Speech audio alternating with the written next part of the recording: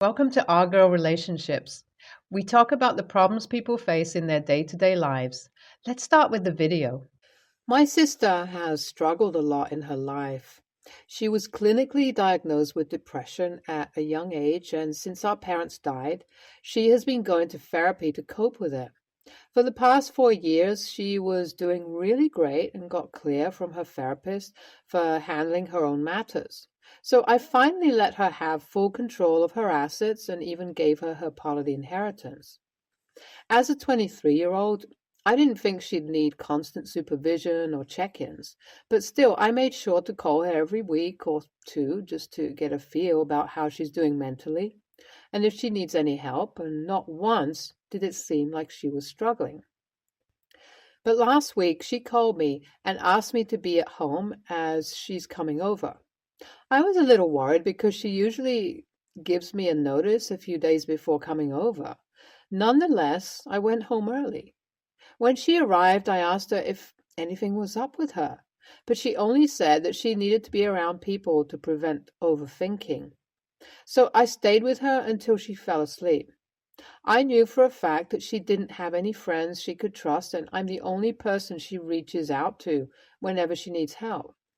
And I'm the only person she reaches out to whenever she needs help.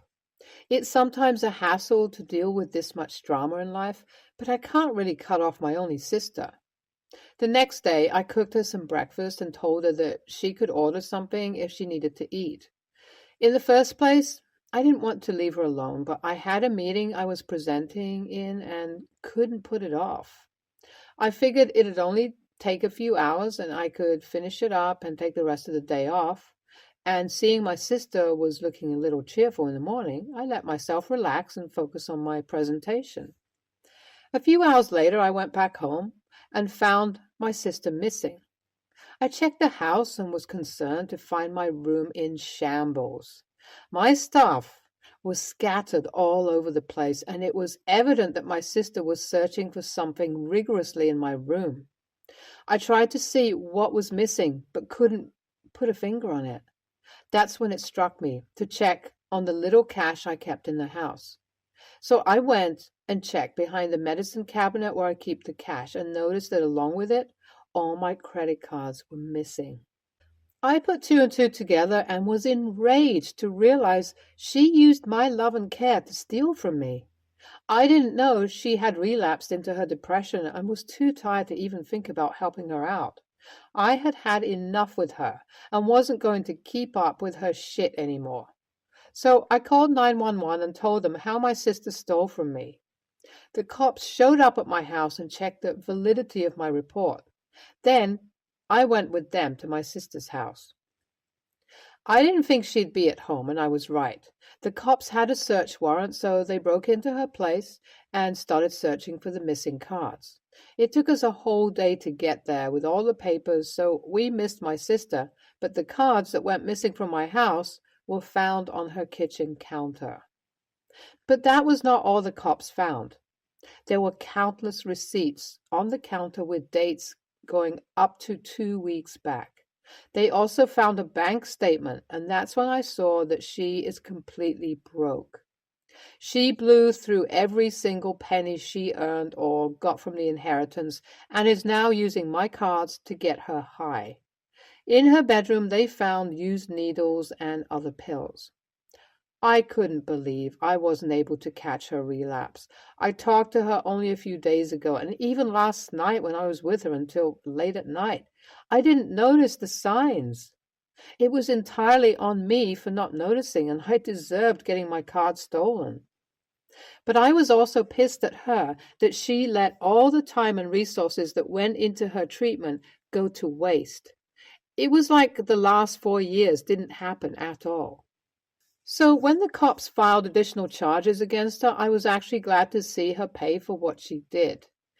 I want her to suffer the consequences of her actions. I know she's mentally struggling and to some extent it's out of her control, but at the same time, I'm up to my limit and can't let her have any more chances. Does that make me an a-hole? The cops asked me for a lot of details regarding her condition, and I gave them her therapist's number so they can follow up with him. She'll probably get charged for drug abuse and stealing. It's looking really bad for her, even if they took into consideration the fact that she struggles mentally. Either way, I can't find it in me to keep up with the drama she brings into my life. I may be the only family she has, but at some point I need to recognize my boundaries and define them. So I'm not going to help her anymore. In my opinion, I don't see thinking about myself first as a shit move. But I'd still like advice from this subreddit. Do you think I should have helped her instead of hanging her out to dry? It's been 2 weeks since the last time my sister came home. Somehow, she found out that the cops were looking for her and has been on the run. The investigation in her case is still going on, and it turns out the shit she's in is a lot deeper than it looks from the outside. It's normal for her to be kicked out of a job within a few months. Usually, employers find someone more qualified to take her place and would let her go. Because of her history, she doesn't present a stellar record for getting hired. So when she changed 3 jobs within a month, I didn't think it was anything unusual. But now I've learnt the truth behind her quitting so frequently. I wasn't the only one she stole from. She stole cash from 2 of her previous employers who have each filed a separate case against her, and another one whose business accounts she used to order a lot of stuff and then left before he found out. The delivery address she gave was of someone else, and thankfully the business owner was able to get a refund after returning everything. I still can't believe how long all this has been going on. I've heard from people that once an addict will always be an addict, and until now, I never believed the saying.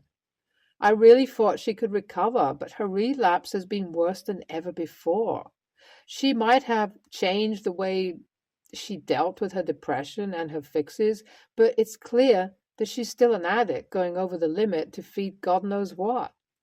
I'm getting stressed day by day, and I hope she is found soon so she could pay for what she did and then hope to get some kind of help. I received a call yesterday from the officer who was heading my sister's case, and he informed me that she's been caught. Apparently, she was hoarding up with some foreign students who were here for a cultural fest. She used one of the credit cards she stole to pay at a gas station, and they were able to track it down. Now, that wasn't really smart of her. Did she really think all of the crap she left behind would go unnoticed or unreported? Of course, the cards were red flagged, and for a person who's running from the cops, that was the basics. Even a child knows not to use electronics that leave behind a signature. Anyway, they informed me because I was her only contact and in case I wanted to pay bail. But I'm not going to waste any more of my time or money on her.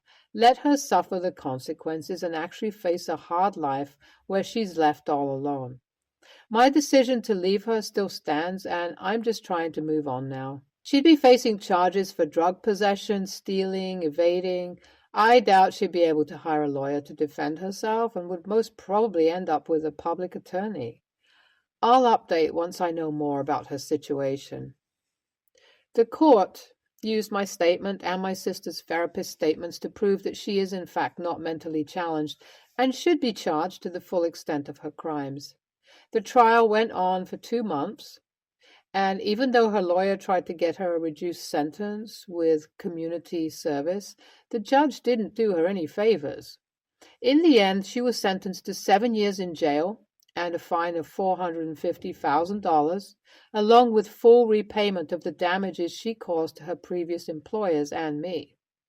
I wasn't really worried about myself because I blocked my cards as soon as I received the message that it's being used, but the cash she stole was something that wasn't easy to recover.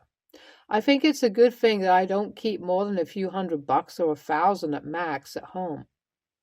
She is also required to do 18 months of community service along with regular sessions with a court-appointed therapist. I haven't talked to her in the last few months, and only after she went to prison did I go to see her. When she saw me, she got mad and asked me why I put her in this deep shit. I didn't think she could go any lower, but her blaming me for her problems was the proof I needed to know I made the right choice in leaving her to her own devices.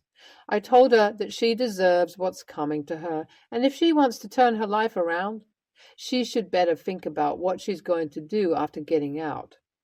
Now, I'm back at my place, and even though what happened to her is a little sad, I don't feel it all that guilty.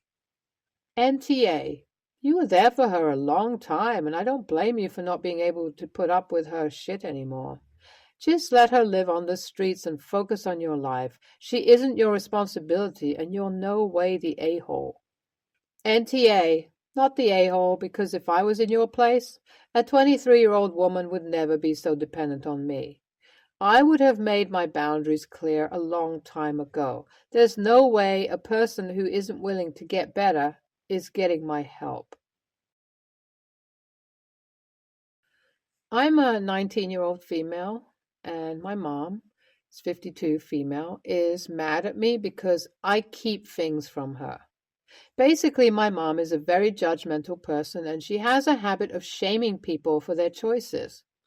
I don't consider her the type of person to go for advice because she's very condescending at times.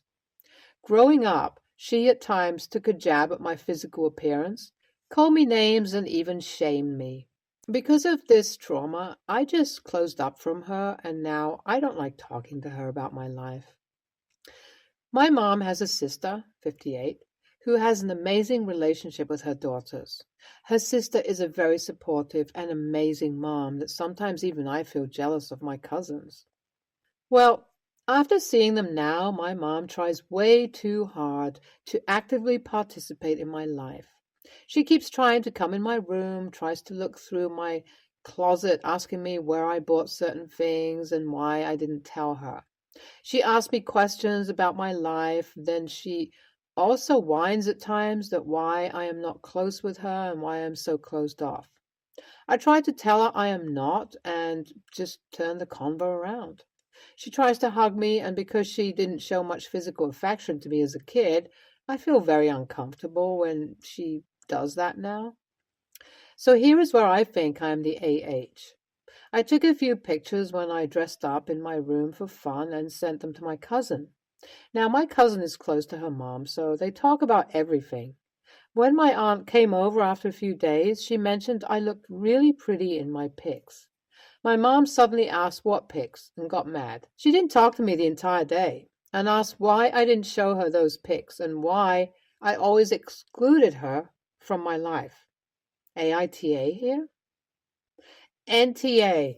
Your mother set the tone for the relationship with her judgmental attitude, and it seems to have just worsened into outright intrusion.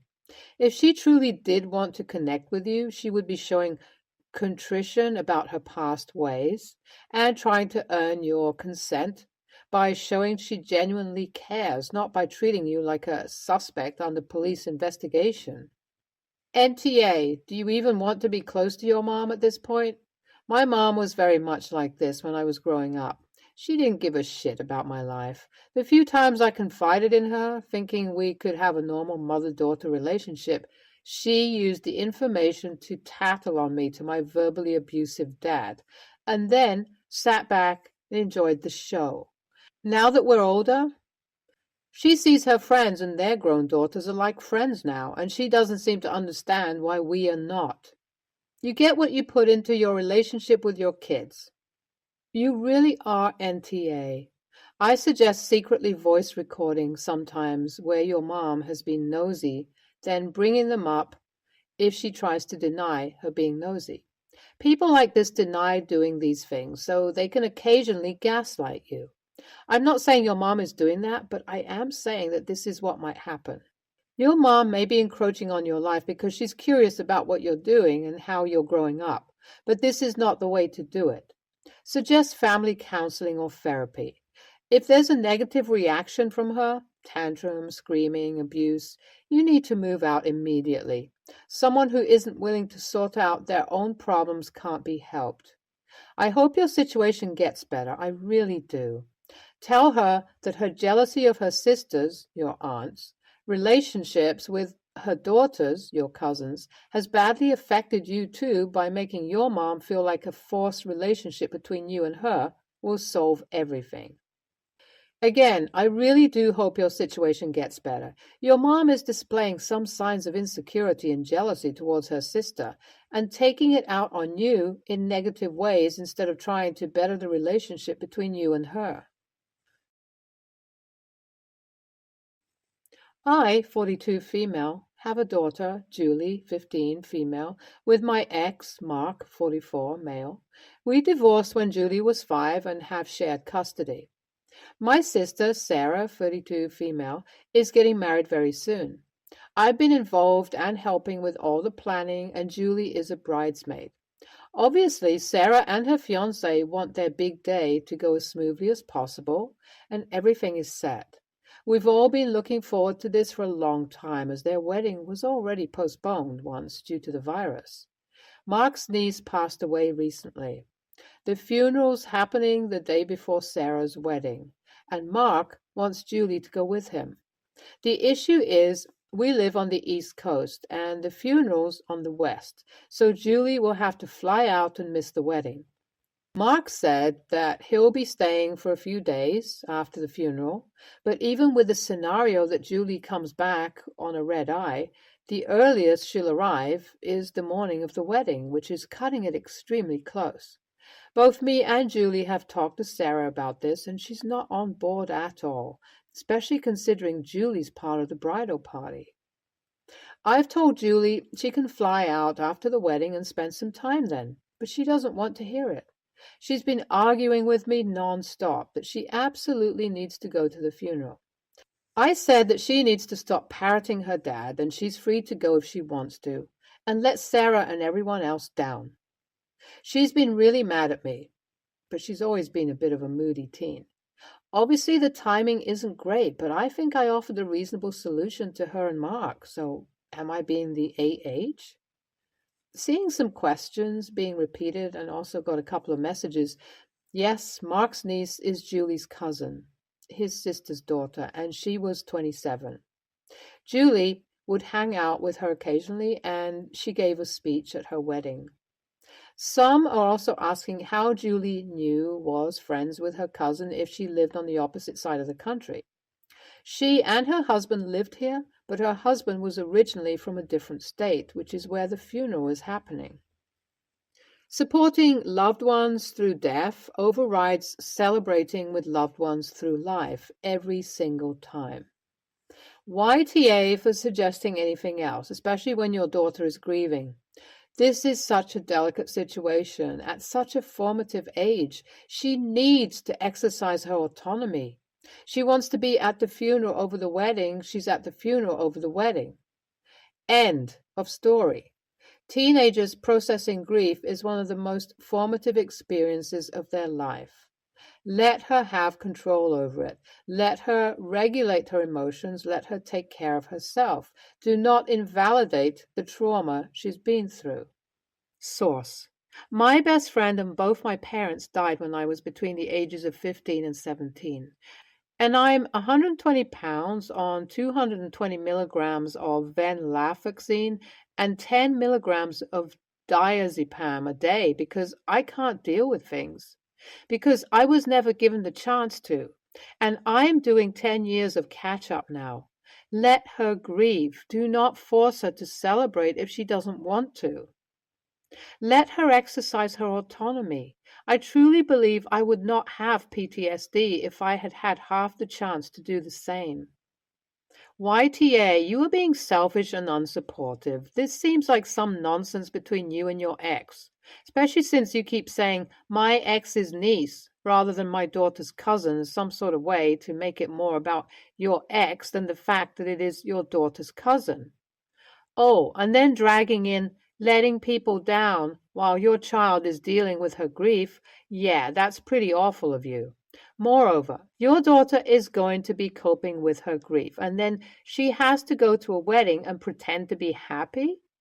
If I was your sister and this was supposed to be a happy day, no offense, but I wouldn't want her there because she is most likely going to be miserable and probably pissed off since she wasn't allowed to go to the funeral. If my mother tried to pull this, you'd bet I'd be angry and especially pissed off having to go to a wedding. YTA, I have been the bride that has had MOH and bridesmaids cancelled 2 weeks before. It's not fun, but this is a funeral. If they were close and this is the closure they need, let her have that.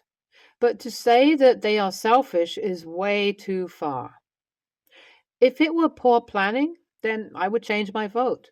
But a funeral, you can't move. From experience, when my bridesmaids cancelled, I had 4 people begging to take their place. Did it look perfect? No. The dresses weren't the same, but it worked out. Any reasonable bride would get that you need closure and that if you need to attend a funeral, then you should.